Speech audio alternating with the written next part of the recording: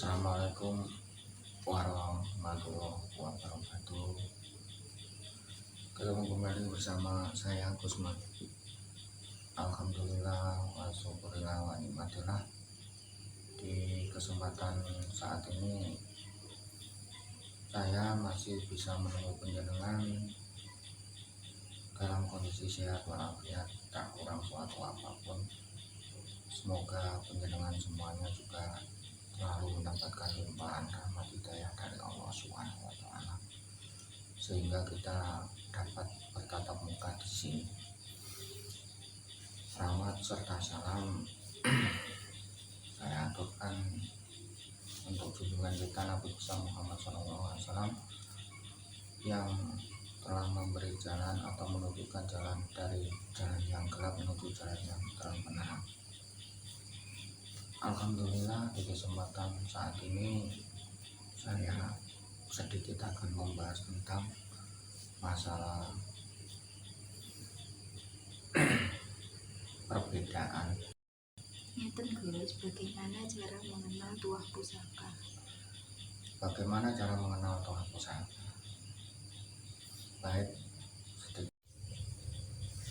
mengenal tentang tuah pusaka itu tidaklah mudah jika kita belum bisa menyelaraskan diri dengan pusaka tersebut, entah itu pusakanya baru ataupun pusaka yang lama. Namun yang dinamakan pusaka atau keris tersebut, kalau memang pusaka tersebut masih ada yoni atau masih ada masih ada isinya, itu pasti pemegangnya itu akan mengerti gitu loh. Jika nggak mengerti, berarti pusaka tersebut belum bisa menyatu dengan dirinya, atau orang tersebut belum bisa menyelaraskan dengan pusaka tersebut. Nah, cara membedakannya gimana Gus?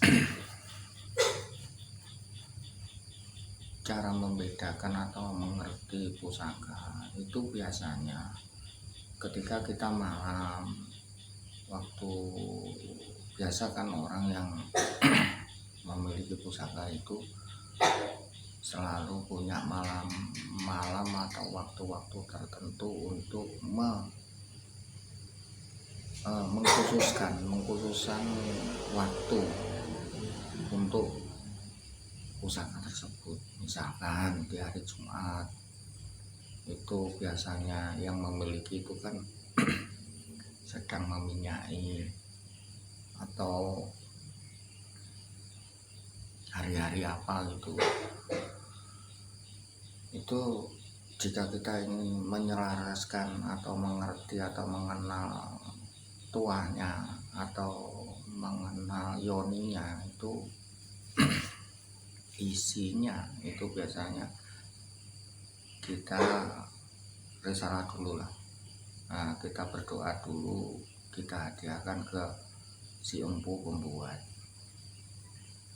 dan ketika itu ada yang ditaruh di pangkuan, ada yang ditiduri ataupun di samping tidurnya, atau ada yang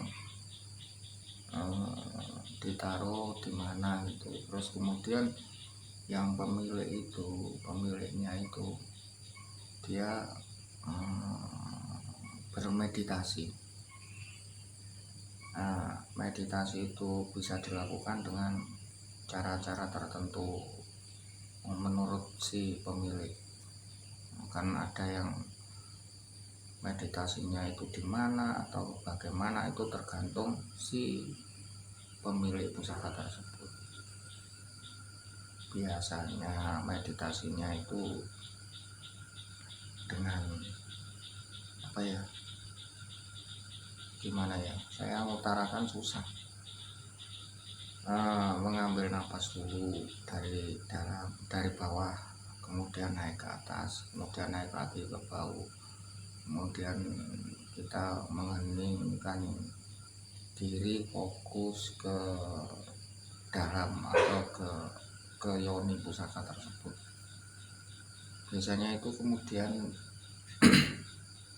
si empunya atau si pemiliknya, pembuat itu biasanya menemui orang tersebut, terus membabar pusaka itu ini pusaka begini, ini begini itu biasanya sih seperti itu yang saya ketahui. Dan yoni pusaka itu biasanya itu bisa terwujud atau si pemilik itu mengerti yoni itu biasanya kalau sudah dipegang, kemudian dia sedikit-sedikit itu bisa merasakan perubahan gitu loh. Taruhlah ini pusaka singkir. Nah, ketika kita memiliki hajat besar atau apa, itu kan kita nggak bisa hanya berdoa saja. Berdoa saja kan nggak bisa, harus ada istilahnya yang lain-lain. Misalkan kita itu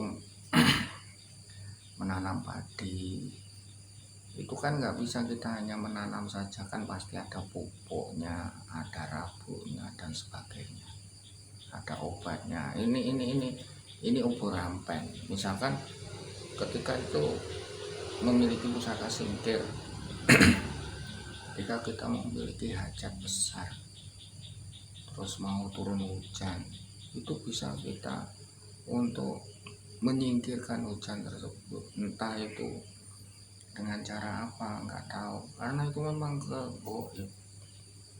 itu kekuasaan Tuhan gitu, bukan kita menuhankan keris itu, bukan. Maksudnya itu hanya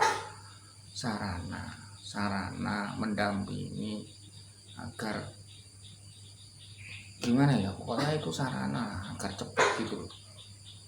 Misalkan kita mau ke kota, kita hanya jalan kaki, ya lama nyampainya, bahkan bisa nyampe kurang mesti kok bisa kesasar-sasar barang gitu.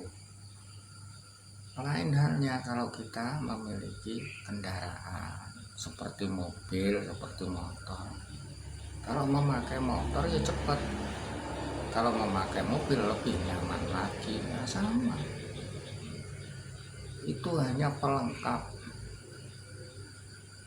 Itu pelengkap.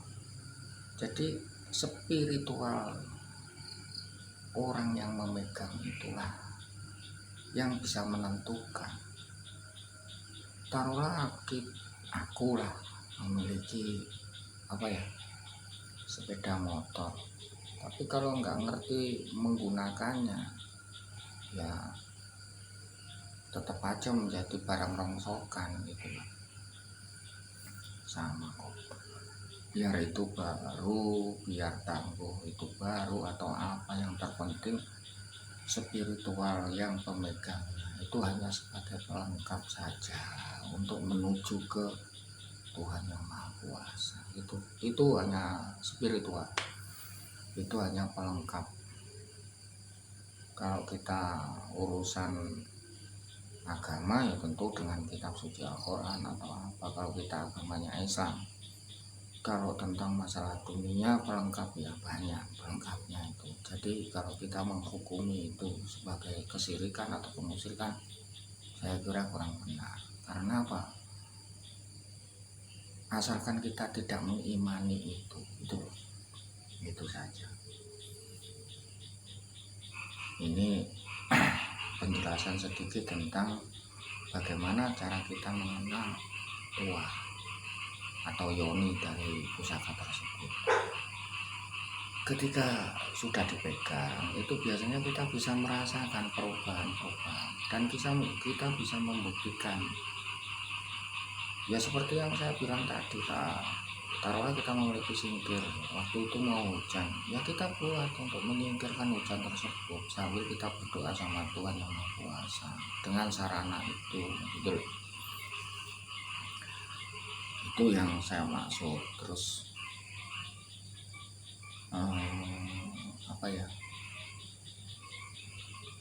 Tuh pusaka itu gak kena dipamer-pamer no, terus dilihatkan, divideokan atau nggak bisa. Itu bisanya dengan merasakan perubahan dari si pemegang tersebut. Kalau memang pusaka itu ada yoni atau masih ada isinya, dan apakah isi itu bisa kita panggil?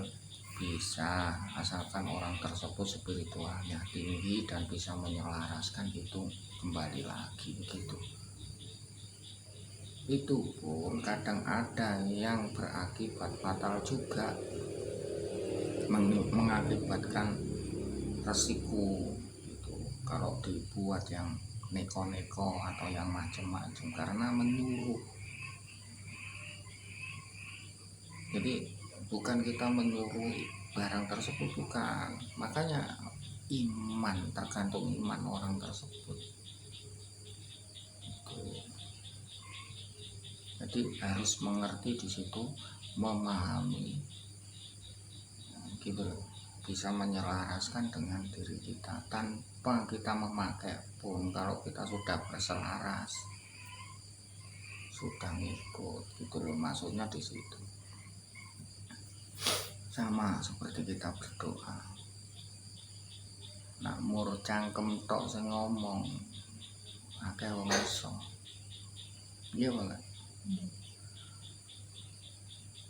Kita berdoa itu harus keluar dari hati. Kita berdoa meminta sama Allah itu keluar betul-betul dari hati, bukan hanya lisan yang diucap. Itu ya sudah, ini saja cukup sedikit video yang saya utarakan ini. Semoga bisa menginspirasi dan pertanyaan tadi semoga bisa terjawab, walaupun belum semuanya. Nanti akan saya bahas di video yang akan datang karena memang terbentur dengan waktu. Matur suwun, jangan sungkan-sungkan menanyakan. Jika saya bisa saya jawab, jika ada kekeliruan pun saya mohon maaf. Usiku manapsi kita. Assalamualaikum warahmatullahi wabarakatuh.